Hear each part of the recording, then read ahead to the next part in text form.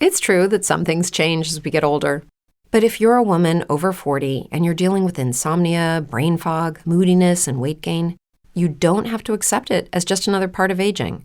And with MIDI Health, you can get help and stop pushing through it alone. The experts at MIDI understand that all these symptoms can be connected to the hormonal changes that happen around menopause, and MIDI can help you feel more like yourself again. Many healthcare providers aren't trained to treat or even recognize menopause symptoms. MIDI clinicians are menopause experts. They're dedicated to providing safe, effective, FDA-approved solutions for dozens of hormonal symptoms, not just hot flashes. Most importantly, they're covered by insurance. 91% of MIDI patients get relief from symptoms within just 2 months. You deserve to feel great. Book your virtual visit today at joinmidi.com. That's joinmidi.com. Hey, I'm Ryan Reynolds. Recently, I asked Mint Mobile's legal team if big wireless companies are allowed to raise prices due to inflation. They said yes. And then when I asked if raising prices technically violates those onerous 2-year contracts, they said, "What the f*** are you talking about, you insane Hollywood ass?" So to recap, we're cutting the price of Mint Unlimited from $30 a month to just $15 a month. Give it a try at mintmobile.com/switch. $45 upfront payment equivalent to $15 per month. New customers on first 3-month plan only. Taxes and fees extra. Speed slower above 40 gigabytes. See details. You're listening to the Best Morning Routine Ever podcast, the show that proves no one stumbles upon success ever. With your host, Lou Need. Every Mondays and Thursdays, we deliver cold hard evidence behind the power of a robust morning routine. Get ready to be transformed by the renewal of your mind. Hello, morning enthusiasts. Welcome to the Best Morning Routine Ever podcast. I am your host, Dr. Lou Need, and today I have the honor of introducing an amazing young man to the show today, Elliot Kallen. Elliot is a seasoned leader with over 30 years of entrepreneurial and business experience. He is the founder of Prosperity Financial Group and a former CEO of 2 companies. We're talking about leadership of leaders right now. He's going to bring exceptional expertise about financial planning and advising practice. He's an author. He just told me he wrote a book driven around leadership. So I'm excited to have him on board where we can discuss what leadership looks like and how he has been doing it for over 30 plus years. With no further ado, Elliot, welcome to the show. Great to be here. Thanks for having me. Such an honor. Such an honor. Let's start with your experience. What led you to financial planning? What led you to start the Prosperity Financial Group? That's a great question, Lenid. This is the 3rd, 4th, and 5th entities that I've started. So when I finished school in New Jersey, started to work as an accountant, that was a bad decision because I am not an accountant by any means. And so left them and started a business that ultimately became an industrial packaging business. Sold that in 1987 with $5 million in sales, and then went into the environmental cleanup business. And in 1992, all that market had changed, and that was over. So I had made a decision in the East Coast that I was going to join a financial advisory firm and do something that was designed for business owners, very broad-based business owners. And I couldn't find a firm I wanted to work with on the East Coast. And I was looking from Florida to New Jersey, and my wife became pregnant with our twins, and she was a California girl, and she came out here, and I came out here, and we found a company called Lincoln Financial, and it was a nice little niche fit for me with some training, and ultimately left them and took the entire team with me to join Prosperity Financial Group. So we started that. I knew that's what I wanted to do back in 1992, and that's what we officially started in 93. So now we're $450 million with one company, $450 million, give or take, with the other company. So we're starting to knock on the door of $1 billion. And then we have a charity and a foundation, which is the 3rd company that we started 9 years ago. Wow. So Prosperity, I like the name, and I know it's well intended and well thought out. How did the name come about? Yeah, I'd like to tell you that was more thought out than it was. But what happened was I knew I wanted to come up with a catchy name of the company. I was on the phone with my patent attorney trying to come up with a name that I could trademark. And everything with the word asset and capital was taken, no matter what I did. And so I'm literally driving on the highway, and I said, how about Prosperity Financial Group? And she looked it up. She said, that's available. I said, that's our name now. Easy does it. It's very fitting, too. It was yours to have. And the other company's called Prosperity Wealth Management. So we kept the name Prosperity for both. Yeah. So you've been in the wealth management business for a while, 92, 93. Yeah, 30 years. 30. Yeah. How has it 31 changed? years. How has it changed over the years? And I know, giving 2008 and all the changes that happened economically for us, what's the most drastic change you've seen over the last 30 years? Well, there are two really big changes. And that the first one is commissions have become fees. So we went to fees as early as we could go to all fees. So get rid of commissions. We didn't like them. We never felt good about that. We wanted to be on the same page as our clients. So we were fiduciaries and fee-based before those were buzz phrases back in the 90s. Yeah. And then the next thing we were is transparency. So all these companies like Schwab Direct and TD and all these large institutions started to put commissions online where you could see every trade, everything going on. And so transparency is a big part of it, which makes advertising and confusing for a lot of clients. And so the clients aren't necessarily doing any better, but they're more confused than they've ever been. Yeah. Yeah. And that's where you come in. So tell us about what you do differently, Prosperity Financial Group. Yeah. And it's hard to differentiate yourself in a very crowded space like we're in. But the biggest thing, first of all, 60% of our clients are entrepreneurs. Mm-hmm. So that's a big differential. We know how to speak the language to entrepreneurs, from HR managers to CFOs to CEOs to chair people of companies. They have certain needs. They speak differently. They want to hand their business down to their children. They want to hand it up. They want to sell it. They want to talk about foundations and charity. These are things that we can speak their language on. Right? And then we've always dealt in a higher net worth market. It's really hard when you're fee-based to make any money with clients under, let's say, $250,000 of assets, because it takes almost $2,000 a year to run a client, to have your client, to have multiple meetings and multiple events. And we do a lot of client-centric dinners, 3 to 4 dinners a year at a big holiday party and ball games and lots of money that goes in. So it's about $2,000 a year to run a client. Well, if you take a $200,000 portfolio and you make 1% on it, that's $2,000. That's your break-even point. So, you want to help people that really need help getting started with $30,000 and $50,000 or maybe even less than that, but you're losing money on that. And that's a shame because the people at the lower end of the spectrum have nowhere to go but to do it yourself. And they're theoretically speaking need the most help. But it's such a good place to be. You're mentioning the dinners, the holiday party. I probably heard golfing, or I'm making that up, but it sounds like a lot of fun, Elliot. You're having a lot of fun and enjoying it along the way. So we try to understand what's important to our clients. Yeah. So think about the number one importance to our clients when they retire is to have, they all want to be financially independent. They want the freedom to travel. That's number one. That's the whole country. Number two is for golfers. They want to play golf. Right? Yeah. Number three is for grandparents. They want to spend time with their grandchildren and maybe help out their children in ways that the children are, everything like buying a house is so expensive. And they want to help them in ways.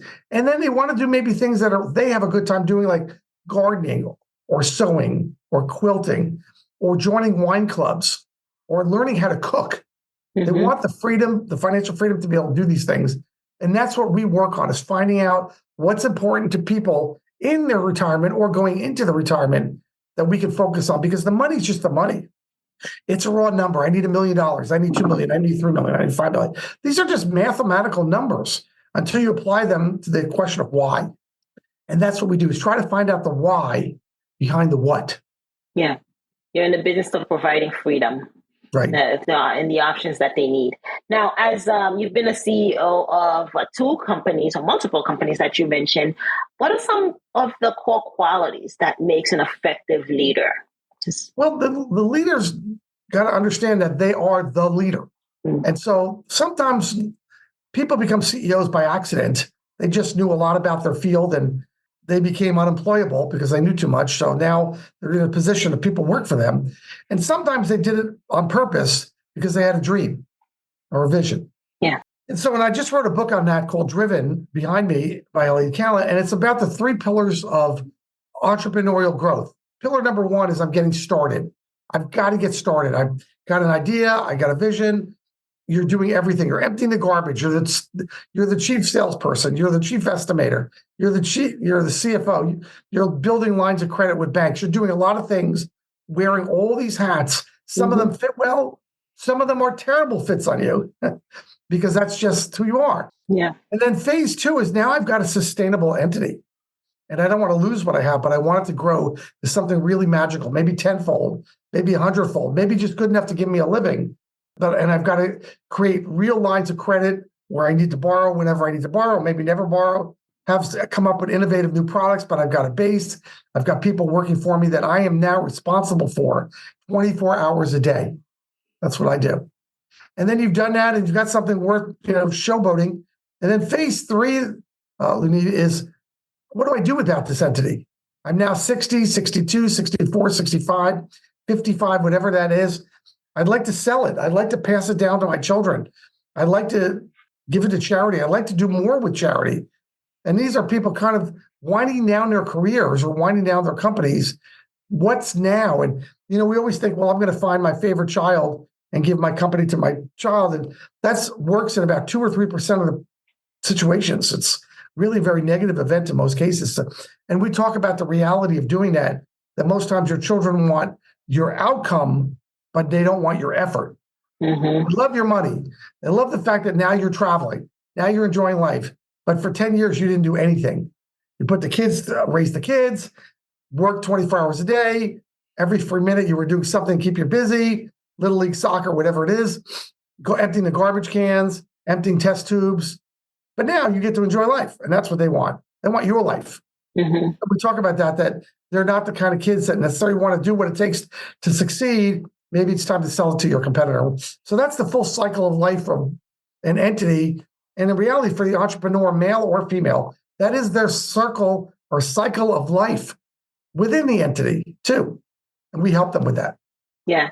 Well, as you were talking, I'm thinking about the book, The Millionaire Next Door. And Absolutely. It talks about pause. Children of what you just mentioned are very affluent or business owners. Children that didn't do the work, that acquired all this money, acquire all this business. And a lot of times it fails because, like you said, they don't want the effort. They just want the lavish lifestyle that comes with it, not the hard work that got you there. Yeah, and you and I live, in the United States here. The issue that comes up in the United States is that if that first generation created wealth, usually through entrepreneurship, so not inherited wealth, but wealth that they actually create, right. That next generation does a lousy job continuing that wealth. Sometimes they smoke it or snort it, which is really bad, or they drink it away, or they don't have the responsibilities anymore. I deal with a charity that deals a lot with depression. Depression only in the United States happens, for the most part, under some form of affluence, even middle class, but some form of affluence. In poverty-stricken areas, they're into the survival mode. They're not into depression mode. So affluence does create a level of issues that the first generation couldn't work on. Yeah, and I'm glad you brought that because I did read about the charity that you work closely with, and and there's teen suicide because of that takes place, and that it's very nice to see when organization or a leader like yourself is doing so well, but also has a passion of way of giving back and getting into community and giving back in the community. And so let's talk about that a little bit. How can communities and parents get involved in such just preventing teen suicide? I know you're one of the resources, A Brighter Day, that you work with. So tell us a little bit about that. I'll give you the quick history here. And I've always been involved with charity. I've been involved in the American Cancer Society, president of the board for the Boys and Girls Clubs. We were raised in a family that you give back. Yeah. They didn't give to cancer and leukemia and all that stuff, but they gave time to where they needed to give. And we, particularly to family that were very middle class, but the people that were working hard, my dad would loan me out to work in their warehouse, or work in their bike shop, or work the fountain in a soda shop. I was on loan, and no one paid me. My dad would come and pick me up, and we go get a hamburger and French fries. That was my pay to spend time with my dad and my relatives. So I understood that. But 9 years ago, my son, who was a sophomore at the University of Montana, on a Thursday night, walked up to the highway, no drugs, no alcohol, and jumped in front of an oncoming truck and took his life. So I'm the parent who sends his kid off to college who commits suicide, even though you're not supposed to use the word commit, but everybody knows what that means. And I was coming back, bringing his body back to California for burial with his suicide note that was delivered to his Federal Express. That I kept reading it and reading it and reading it.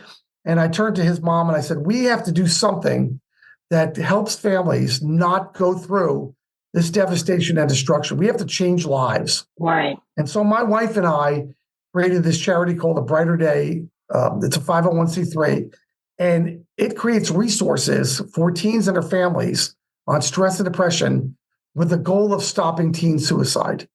And so we touch 4,000 to 8,000 families a month in all 50 states now, which is amazing 9 years later. And we know we are stopping suicide by helping teens and their families cope and learn about how depression eats teens up and what to look for as a parent. Because the old thing that happened with me when I was growing up is my dad would walk in and he'd say, how's school? And I had a mother in high school that was bedridden, so I really didn't get the better part of my mom in my sophomore and junior years. And so his thing was just keep your grades up and I'm okay. Because he was busy working. He worked 6.5 days a week. Then he'd say, how's school? And I would say, fine. Because, by the way, teenage boys especially answer like cavemen. They're terrible. They're horrible communicators. They answer fine, okay, or what, shrug their shoulders. You don't know anything. And that worked for my dad. But obviously it didn't work for me. So when I went with my kids, I would say, how you doing at school? What's going on? We got a little better conversation. But we educate parents today on asking better in-depth questions of their teen so they understand what's really going on in chemistry class. Right. What's going on in their brain? What's going on with their friends? Why are they struggling so much in chemistry? I always pick on chemistry because people have a tough time in chemistry. But why are they struggling? Is it that you don't like the teacher? The teacher picks on you? There's a little bullying going on? You and your friend hate that class? Like, what's going on? And so we want you to learn in various ways how to be a better communicator with your teen so they can be a better communicator back with you. And that's what we educate on in all 50 states. And if your teen comes home and says, I'm hurting myself, I'm thinking of hurting myself, it could take you 6 to 10 weeks to put your teen in front of a counselor, a live counselor. We can get in 7 days your teen in front of a Zoom counselor, licensed therapist, all 50 states in 7 days, and we'll pick up the cost of it for the next 90 days. So you as a mom never have to decide between feeding your children and getting your teens the counseling that they need. Wow. Yeah, you are the impact that you're doing in the community. That's impressive. And that is still here in California? We're based in California because that's where I live. We usually address on my house, but really we have an office we work in. But so the base is Lafayette, California. Yeah, that's impressive. The way to give back and your dad instilling that work ethic and giving back early, because it doesn't have to be monetary, because your time is just as valuable. The impact you touch somebody else's life. I got chills just hearing your story, Elliot. And I'm sure everyone else did too. My dad was a firm believer. I have two voices in my ears when you talk about leadership and entrepreneurship. I call them my schizophrenic voices from my parents, who are not with us anymore than alive. But my dad, who was part of the greatest generation, born in 1915, war broke out and never really made it beyond making $40,000 a year, give or take. And at the end of his career, he had this phrase that nothing makes up for hard work, nothing. And so 40 hours a week to me is part-time. And then as an entrepreneur, yes, especially as an entrepreneur. And my mother, who was from Europe, unfortunately got caught up in World War II and ended up in the Auschwitz concentration camp and was liberated by the Russians there and then came to the U.S. And her big thing, that other schizophrenic voice, kind of angel devil voices on her shoulder. Maybe they're both angels, I don't know, or maybe, I don't know. But her voice was, you could do better today than you did yesterday, and you could do better tomorrow than you did today. So you could apply that, you could have a bigger impact, you could be more successful, you could talk to more clients, you could have more friends. That was her thing, is somebody else can do better, so can you. And so be aware of that. Come to work for my dad, working hard, put in a really good day or 5.5 days or 6 days a week. And for my mom, is you could do better. And of course, we live in a world that you don't want to have a heart attack and die doing this, at 55 years old. So, I want to stay married to my wife. So we do a lot of vacations and we have some really cool hobbies that we do that keeps us sane and grounded at the same time. Yeah, and I would say they're both angels. And one thing, both your parents are angels. And one thing I would add is not just busy work, but inspired work, right? Work that actually moves the needle, not just for the sake of working. There's at this time and age, with everyone working remotely, there's a lot of busy work, things that you do just to kind of clock the time, essentially. But we're talking about motivated, inspired work that actually makes an impact as you are doing. Yeah, you've got to do that. I have to tell you that before my son took his life and we started this charity, I thought I had a great purpose in my business is to help you have a better financial life, which in turn helps you have a better life. And I thought that was a pretty good purpose. But now that we change lives every day and stop suicide and have an impact, that dwarfs the financial side of it. Even though I love what I do and we do that. But when you're stopping suicide and you're changing lives and you're touching people in ways that you never imagined, it's pretty awesome. Yeah. And I concur 100%. Elliot, let's shift gears a little bit. Let's talk about your morning routine. How do you get up, dress up, and show up? Well, type A people, that type A quadrant in your brain, whether you're off to left or the right or the center or the bottom, whatever you are, you kind of are one of those driven people. Mm-hmm. And so I get up, my alarm goes off at 4:45 in the morning, 5 days a week, 4:45. And I get up and I head on down to the gym and I do some type of workout, something, just to get my blood moving. Yeah. Get back in the car, drink something that's, not just coffee, but something more healthy than that. And then I head on down to work. I tend to be one of the first people in and open it up. And I'm not always the last person leaving, but I can be close to that at the end. So I get going. My morning routine is exercise, get your emails out of the way, get the business, the vendors out of the way that I need to work with, and then get started and meet with people and start changing lives. That's my day. Yeah, and I've got a big team that works for me. So a lot of my day is spent on the people side of the business, not the financial side of the business. Yeah. The working out in the morning is key. And I've heard it over and over again. It gives you energy. Like you get it's like you got the hardest part of the day done. You don't have to worry about it, try to fit it in later on today before dinner, be doing lunch. It's done. It's out of the way. Yet you're reaping the benefits throughout the day, which is the energy, which is the clarity, the mental alertness to help carry you through the other tasks.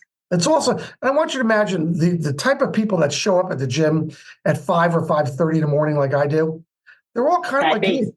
Yeah, they're driven. They're either owners of companies or they're just personally, they even can be retired, but they're type A. You're right, all the way around. And so the conversations you have, and I tend to be very social, and I'm a bit of a yapper, as you can imagine already, that those people, they want to be your friend. They want to get to know you because you're fascinating. And you want to get to know them because they're fascinating. Mm-hmm. So it's pretty cool. Yeah, absolutely. And then you've heard of the saying, eat your frog first. There was a whole book around it. Eat your frog first. Do the hardest thing on your list, the biggest thing on your list, first thing in the morning when you have the willpower, when you have all the energy around it so that it doesn't become taxing or daunting, essentially. Absolutely. I mean, take care of first things first. That's another phrase. First things first, which means if you got somebody who's really upset, which happens in business, you got a client really upset, you certainly don't want to lose a client. Right. You may not keep the client no matter what you do because something happened. But go and approach this. So you've done everything in your power to fix this situation. If it's fixable, I live in a world that, not everything's fixable. If you're a manufacturer and it's wrong, not everything's fixable. But if you can fix it, or at least put the right kind of Band-Aids on it, and that client knows that you care a lot, then you're going to be better off in the long run, no matter what. Not perfect by any means. Nobody likes to lose clients, customers, but at least you've done everything in your power to do the right thing. And doing the right thing is a big part of how to have a life of value. Yeah, and that's real leadership talk right there. And I value that so much. Now, Elliot, I know your book is on Amazon. It's one of the best sellers right now. Tell us, how else can we find you? Where can we connect with you? Great. And that's driven by Elliot Kallen. I could not trademark the word driven, or too many words, too many driven. So you got to put Elliot Kallen on there when you're writing it down there. And I'm happy if you want to get that to me, I'll sign it for somebody too. Best place to reach me is my email, Elliot, Elliot, at prosperityfinancialgroup.com. The website is prosperityfinancialgroup.com for the financial side. The charity is abrighterday.info, www.abrighterday.info, or Elliot at abrighterday.info. 501c3 financial business. I have about 120 clients of a firm that has, which is 60% of the assets of the firm. So I don't take on very many clients. You've got to be the kind of person that I want to work with. And that's not just based on assets. That's based on personality and who you are. Very much that's part of it. So we do that. And I love reaching out to people. So people reach out to me, especially parents. If you have a question about their teens, I'll help. We can't do enough for you. Yeah. You're making changes. The impact you're having, it's unreal. Thank you so much for sharing and for what you do for the community and across the U.S. We appreciate you so much. Thank you for taking the time and joining us today. Oh, thanks for having me on. I love it. It was a blast. All right, morning enthusiasts, that's it for today's show. Thank you for tuning in. If you love the Best Morning Routine Ever podcast, we'd love to hear from you. So go ahead and subscribe, rate, and give a review on iTunes or Google Play. While you're at it, tell a friend about the show. Be sure to visit bestmorningroutineever.com and our Facebook group to join the conversation, access the show notes, and discover our fantastic free bonus content. Until next time.